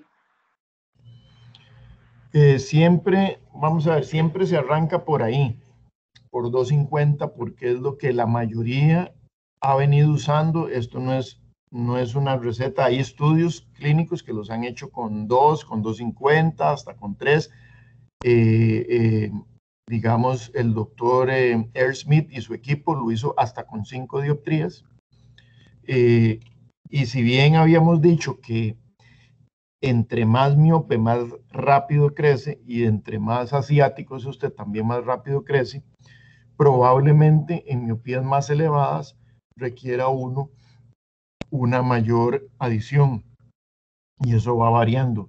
En el caso del orto-K, entre más miopía tiene usted, la curva reversa es más grande y más profunda. Por lo tanto, la adición o la diferencia con la visión periférica, probablemente en un -5, -6, es de 3 a 3,50 dioptrías. En un -1 es menos, más o menos, es una adición de más o menos 1 dioptría, 1,50. Puede ser por ahí o un poquitico más corto que la grabación que tiene. Muchas gracias. Bueno, muchas gracias. ¿Alguna otra consulta para el doctor Prada o alguna consulta sobre los productos? Laura, si quieres, por favor. Buenos días, gracias. Mi hija tiene una miopía de -3,50 en el ojito derecho y -1,25 en el ojo izquierdo. Ella tiene 5 añitos. ¿Usted me recomienda desde ya, o sería recomendado desde ya a una niña de esa edad, colocar el orto-K? Tengo pacientes de 4 años. Bueno, ya no, porque ya no tienen 4 años, pero digamos el paciente más joven que yo he arrancado es con 4 años. Pero eso depende mucho del papá o de los papás y del niño. Hay niños que difícilmente va a lograrlo usted. Por alguna razón, los asiáticos son súper disciplinados y los niños son casi humanos, como diría mi difunta madre, y hacen lo que uno dice. Pero los niños latinos son un poco diferentes. Entonces usted va midiendo hasta dónde. Si el niño no lo logra manejar para ponerle lente de contacto, porque el orto-K es durante la noche, o sea, se lo pone ya cuando se va a dormir, se duerme y al día siguiente se lo retira. O sea, es un lente que se usa solo para dormir y el niño se queja unos minutos y después ya con el ojo cerrado ni se da cuenta que tiene lente, se duermen y amanecen y después la otra batalla es quitárselo al día siguiente. Lo puede lograr y como le digo, he tenido mi paciente más joven, mi récord es como de 4 años, 2 meses. Pero si no, le puede poner un lente blando, que se lo quite una vez por semana, un Biofinity o algún otro lente bifocal, que usted se lo pone y se lo quita una vez por semana, lo limpia, lo desinfecta y se lo retira por una noche y después lo vuelve a poner durante el día. Digamos, tiene esas dos opciones, o usar un anteojo para el control o manejo de la miopía. Eso son lo que yo haría dependiendo de la situación. Cuando hay astigmatismo, se complica porque los lentes multifocales no corrigen el astigmatismo, solo la parte esférica. La orto-K sí corrige miopía y astigmatismo hasta cierto grado, en tanto esa córnea no tenga queratocono o una deformación o irregularidad importante, no se recomienda la orto-K. Si es una córnea regular, aún así tenga un astigmatismo digamos, si su hija es -3,25 y tiene 1,25, se usa lo que se llama la regla de 3. Mientras el astigmatismo sea 1/3 de la esfera, no hay problema. Más de 1/3, no es que haya problema, pero requiere de más habilidad o colmillo para poder hacer esa adaptación. Ah, ok, perfecto. Perfecto, muchísimas gracias, muy amable. Con mucho gusto. Bueno, muy bien. No sé si hay alguna preguntita, alguna duda más que podamos... Hola, buenas tardes. Hola, buenas tardes. ¿Qué tal? ¿Se escucha? Se escucha. Muy claro todo. Yo tengo 39 años y tengo una miopía de -12 en un ojo, -10 y pico en el otro, y quisiera saber qué pasa con nosotros. Si bien escucho de orto-K desde la facultad, pero bueno, no sé qué alternativa tenemos nosotros a esta edad. Bueno, le cuento que yo empecé a usar orto-K a los 38 años, que fue más o menos cuando salió, y me lo quité a los 43 años cuando me hice presbítero. Y yo era miope de -1, más o menos a los 25 años. Y siempre hago esta broma porque a los 25 años era -1, a los 26 me casé y me hice miope de -4.50, casi 5. Me divorcié hace 5 años y ahora soy miope de 3.50. Entonces no sé si el matrimonio me miopizó. Pero bueno, dicha esa broma, podemos usar el multifocal, pero una vez que ya pases a la multifocalidad, de todas maneras la miopía va a empezar a bajar, pero el ortocal sí funciona. Y tengo pacientes de hasta de 50 años que usan monovisión con ortocal, usan en un solo ojo, ¿cómo se llama? Usan ortocal, pero con un -10 o -12, la ortocal es muy difícil, muy complicada. Los resultados y la estabilidad de la grabación no son tan buenos. Son muy buenos, hasta 6, 8 dioptrías, digamos, jalándole mucho.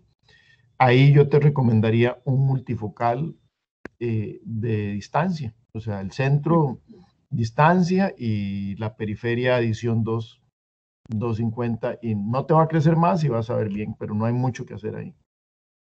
Bien, sí, de todas maneras tengo muy buen fondo de ojo, con algunas alteraciones, pero muy leves, y controlo una vez por año sí o sí, trato de alimentarme bien, mucha vitamina, adiciono vitamina a mi dieta para evitar mayores complicaciones, porque hasta ahora es lo único que... mi miedo mayor es el desprendimiento de retina, justamente. Así que bueno. No sé si viste los números de la rifa que tenés. Lo que hay que hacer es evitar deportes de alto impacto, actividades violentas, no tirarte de bungee ni nada así. No. Nada de eso, nada de eso. Tienes que tener cuidado de eso, alzar pesos, agacharte mucho, porque casualmente después de los 40 años es que empiezan las broncas. Entre los 40 y 50 arranca, y tenés que estar preparada para salir corriendo en algún momento dado. Hoy día, si tenés una atención primaria de oftalmología cerca, no pasa gran cosa. O sea, vas a perder un pedazo. Sí, vas a perder alguna área de tu campo visual, pero hoy día hay muy buena, digamos, hay muy buena oportunidad de salir adelante. Si me hubieras dicho eso hace 30 años, probablemente era otra historia. Bueno, muchas gracias. Con gusto. Bueno, muchas gracias. Marianne, no sé cómo se pronuncia, no sé si quieres hacer la pregunta al doctor. Hola, buenas. Saludos a todos. Muy contenta con la charla. Les hablo desde Costa Rica. Vieras que yo, principalmente mi pregunta es, ¿el ortocal, verdad, sirve, verdad, para pacientes, yo sé que miopes y astigmatas? En mi caso, yo me lo llegué a adaptar y en vez de ayudarme fue todo lo contrario, más bien me deformó más el astigmatismo, tuve un montón de complicaciones, me cambiaron los lentes 3, 4 veces y nunca lo logré. Entonces al final quedé peor de astigmatismo. Mi graduación siempre había sido -5 con un astigmatismo de -0.50 y quedé con una graduación final de -5 con un astigmatismo de 1.25, ¿verdad? Entonces obviamente yo deserté el tratamiento. Mi pregunta es, ¿todo depende del lente de contacto, o sea, de la marca que utilizan, o bien todos son iguales? Porque al final opté ya por operarme, ¿verdad? Ya ahora, de hecho, me hago la cirugía refractiva el 10 del próximo mes, pero mi pregunta es, ¿verdad? Yo con mi experiencia ni loca adaptar un ortocal o recomendarlo, porque la experiencia que yo tuve como paciente no fue la mejor. Pero yo quiero saber, ¿todo va, verdad, de acuerdo al tipo de lente que utilicen o la marca, o todos son iguales? Muchas gracias, Mariane. Ven, hay sopotoscientas marcas ahora, así como marcas de lentes de contacto blandos, hay de ortocal. En América Latina y en Costa Rica creo que se trabajan 3 marcas principalmente. Nosotros trabajamos 2 de las marcas, una es CRT de Paragon y la otra es la que nosotros diseñamos, y pudo haber sido una de 2 cosas. Bueno, primero empezaron con una graduación muy alta. Las graduaciones muy altas, tienes que estar mi experiencia es que una graduación alta tiene que ser un lente hecho a la medida absoluta. Y cuando digo a la medida absoluta, tiene que ser prácticamente una adaptación empírica, así se llama la que es virtual. Porque con el CRT y otras adaptaciones cuesta que queden bien. Si tenés una córnea tórica y no es lo suficientemente tórica, y si te adapta un lente tórico, termina desacomodándose y deformando, o descentrándose y deformando. Además depende no solo de la marca, el diseño, sino de la adaptación. No sabemos cómo estuvo adaptada. Tendría que ver las topografías, tendría que ver qué fue lo que pasó en el camino y darte una idea más objetiva de qué fue lo que te pudo haber pasado, porque no hace sentido lo que me dijiste. Ocurren esas situaciones, ocurren los accidentes, igual que como hay gente que ha tenido infecciones en lentes de contacto, que son las mínimas o las más extrañas, pero han perdido el ojo por una infección y descuidada. Efectivamente ocurren esas cosas, pero no es lo más común. Yo replantearía con muchísimo gusto, ¿cómo se llama? A los colegas de Costa Rica que me conocen. Laura, si quiere traerme la chiquita, con muchísimo gusto, yo de cortesía, y usted si quiere una evaluación, igual de cortesía, me buscan, me llaman, me dicen que fue la de la charla, y yo evalúo y le puedo dar una razón que pudo haber pasado ahí, pero es muy difícil así decirlo. En mi caso, por ejemplo, yo tenía un astigmatismo de 0,75 y desapareció mi astigmatismo de por vida después del orto-K. Entonces, no es normal que eso que a usted le pasó ocurra. Tengo una paciente que es menos 4,50, menos 0,50 de miopía con menos 4,50 de astigmatismo puro, ortogonal, y esa paciente está 20/20 y está hemétrope. Entonces, sí requiere, igual que como me mencionó Melanie, en el caso de los lentes esclerales, hay diferentes diseños y diferentes tipos de adaptación que podamos determinar cuál es el lente adecuado para usted. Y no todos los lentes son para todo mundo. Por ejemplo, el CRT, por más bueno que sea, yo creo que es un lente que funciona muy bien hasta 350, 450 dioptrías, excelente, y sería la opción que le doy a todo mundo para que arranque si nunca ha hecho orto-K. Es lo más fácil, es como aprender a andar en bicicleta con rodines. Es la opción que yo siempre recomiendo, y conforme uno va desarrollando habilidades y conociendo más y perdiéndole el miedo al tratamiento y manejando mejor los pacientes, se puede pasar a métodos o diseños más sofisticados. Pero si usted arranca con graduaciones muy altas, pacientes muy complicados, ocurre lo mismo que ocurre con la cirugía refractiva. O sea, si un doctor que recién empieza a operar empieza con graduaciones altas, va a tener suficientes ectasias como para quedarse sin consulta en el futuro por la mala imagen que se generó. Los doctores debemos empezar con graduaciones bajas, casos fáciles, para irnos dando confianza y conociendo, y si a su vez cometemos algún error, el error es más perdonador en graduaciones bajas y con diseños fáciles como el CRT que en diseños sofisticados. Entonces, como les digo, con muchísimo gusto me contactan y yo les puedo ayudar a dar una segunda opinión o ver si les puedo ayudar a resolver el problema. Igualmente, ahora que mencionó LASIK, tengo pacientes con orto-K que recurre la miopía después del LASIK, porque ocurre, esas cosas pasan, y entonces tengo varios pacientes con ese con ese problema y les resuelvo el problema con Ortoca. Bueno, Laura, no sé si quieres agregar algo más. Sí, gracias. Doctor, le tomo la palabra. Muchísimas gracias. Le voy a llevar a mi hija, muy amable de su parte. Muchísimas gracias. Muy bien. Zulay, una preguntita más, ¿alguna duda? Sí, una consulta, digamos, entonces, ¿desde qué grado de miopía se recomienda, bueno, uno le podría recomendar al paciente optar por Ortoca en dado caso de que no quiera utilizar, qué sé yo, ni lentes blandos ni gafas, por así decirlo? ¿De cuál sería la miopía mínima para utilizar el Ortoca? La miopía mínima para utilizar el Ortoca es -1 dioptría. Eso es lo mínimo.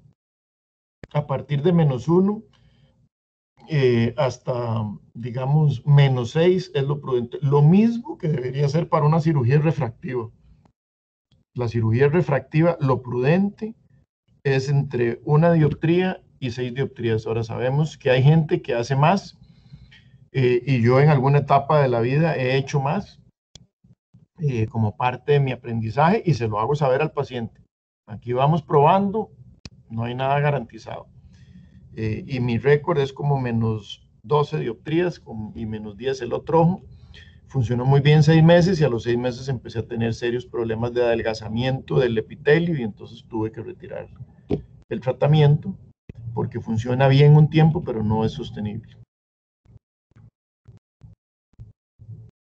Bueno, perfecto.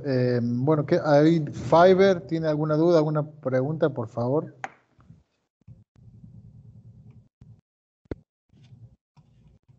Adelante.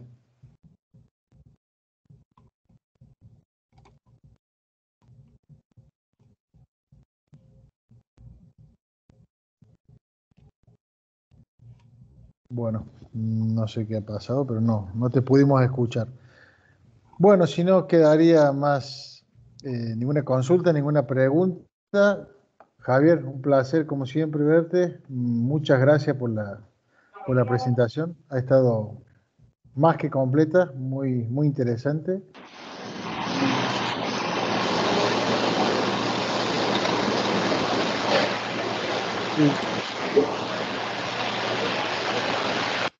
Si no se escucha bien, Fiverr. Ahora sí puedo hablar. Ahora sí. Ahora sí. Gracias, buenos días. Doctor, estábamos hablando que nos comenta que el chocolate es bueno para evitar el crecimiento del globo ocular. ¿Hay alguna dosis recomendada, según algunos estudios, para darle a los niños? ¿Y entre qué edades y qué edades se puede comprender ese estudio o esa facilidad para los niños? Muchas gracias, Fiverr, por la pregunta. Yo lo que le hago es que le recomiendo a los padres, el estudio es hecho de la 7-metalxantina, que es un destilado, o sea, agarran la semilla del chocolate y haciendo muchas semillas de chocolate logran tener una dosis adecuada de este componente que se llama la 7-metilxantina y ese componente es el que retarda el crecimiento del globo ocular. Yo lo que le recomiendo a los padres es que use un chocolate amargo porque no hay dosis, porque no hay estudio, el estudio clínico sería con este nutracéutico que no tenemos, está desarrollado en Dinamarca y Holanda, y mientras no lo tengamos, lo que yo les recomiendo a todos los pacientes, chocolate amargo, todo el que quieran, y eso les hace mucha gracia a los niños. Con leche no, porque sabemos que el chocolate con leche es más grasa que chocolate. El chocolate amargo es más chocolate que grasa. Y tengo más probabilidad de tener eso. Igual, algunos han tratado de hacer estudios con cafeína, con café, y se cree que en algún grado el café también, porque la 7-metilxantina es un derivado de la cafeína también. Y se cree que se puede, pero si le damos a un chiquito mucho chocolate y café, se nos van a subir a los techos y van a volver locos a los papás. Entonces, yo hablo del chocolate amargo. Muchas gracias, doctor. Mucho gusto. Bueno, muy bien. Muchas gracias. Bueno, gracias a todos los que se conectaron hoy. Los invitamos mañana, que va a estar el segundo módulo del seminario. Muchas gracias, Javier, por la presentación de nuevo. Un placer verte. Espero que todo siga muy bien. Mañana entonces los invitamos a todos. Va a estar Marcela Soria hablando del sistema peróxido y en el uso en estos días hoy de COVID. Y luego hablará el licenciado Jesús Martín desde España en el tratamiento del ojo seco con la gama Visor. Así que bueno, les esperamos a todos mañana. Cualquier duda, ya saben, se pueden conectar con nosotros, como les mencionó Roberto. Gracias, Roberto. Gracias, Javier, Medania, y que tengan una buena tarde. Buenas tardes. Hasta luego. Bueno, gracias. Hasta luego. Un abrazo a todos. Gracias por todo. Gracias, gracias. Gracias a Diopsa también. Hasta luego.